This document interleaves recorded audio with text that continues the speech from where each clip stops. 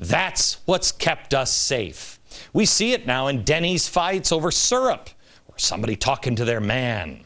Yet anyone encouraging you to get reconnected with your house of worship, the American institutions that always solve these problems, is silenced or mocked yet again. So you don't prepare. Yet the FBI does.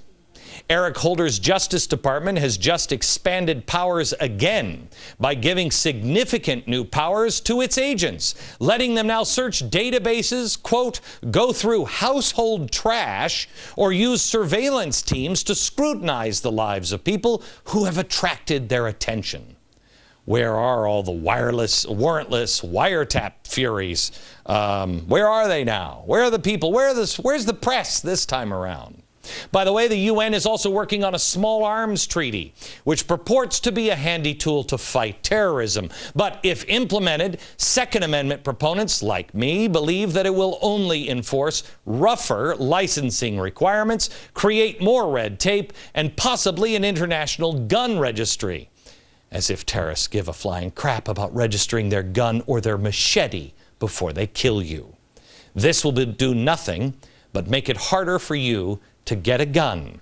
Why would you get a gun? To prepare for tough times. That's why. Cass Sunstein in the HuffPo today, they say he hasn't done enough. Cass Sunstein and Obama, I think, had to have celebrated this weekend. His regulation has now led to the closing of at least 5 coal plants here in America. American Electric Power said rather than spend billions to comply with EPA regulations, it'll just shut the plants down. That's mission accomplished for Obama, because remember, under his energy plan, energy prices will necessarily skyrocket, end quote. He just said today he's banking on clean energy. Well, I hope that bet comes through, and I guarantee you, clean energy, oh, the kind we have, will keep you warm in the summer and cool in the winter. Then we have war number 4. It's still raging in Yemen. Is anybody covering the senseless war? No, that's 2008-ish, you know, passé. And to top it off, an avowed communist, Van Jones, I read this weekend, is kicking off the American Dream movement.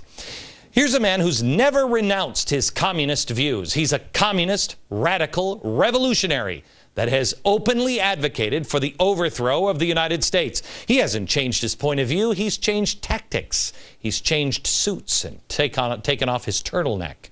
He's going to send millions of Americans into modern-day slavery under the camouflage of the American dream. It's sickening, and I bet progressives like Van Jones get twisted pleasure out of using the American dream, something they openly are hostile to, something that they believe cause all the problems of greedy capitalism, and use it as a stepping stone to form a government that treats people as cattle, but for the cattle's own good. The American dream, I'll have you know, is not under attack. The American dream, as you understand it, has gasped its last breath if we don't wake up soon. But the American dream isn't what you think it is. It is actually that phrase originally coined by a 20th century progressive, a Woodrow Wilson fan. The American dream, as Van Jones understands it, and this White House understands it, is about money. Your pension, your house, your job. This is the American dream Van Jones is fighting for, and it is not as old as our Constitution. Evidence? Listen to the recent words of Van Jones himself. It's a threat, not just to Democrats or to the president, but to what we hold dear, what we have built up as a nation over 100 years of progress toward the beauty of our founding dream.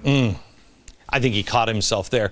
The country was founded over 200 years ago. They're fighting for a different American dream, and you must know the difference. How would you define the American dream? It's not about your pension. It's not about your house or your job. I believe the American dream is simply that a man can make his own way, free of the entanglements of a king or a group of elites that